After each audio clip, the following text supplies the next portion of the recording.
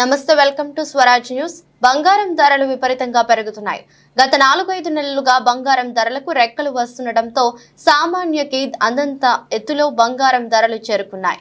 ప్రస్తుతం తులం బంగారం 74,000 రూపాయలు పలుకుతుండగా కిలో వెండి 96,000 రూపాయలు ఉంది. మార్కెట్ అనలిస్టులు ప్రతి 9 ఏళ్లకు ఒకసారి బంగారం ధర 3 రెట్లు అధికంగా పెరుగుతుందని, దానికి గత గణాంకాలే చెప్తున్నాయని వెల్లడించారు.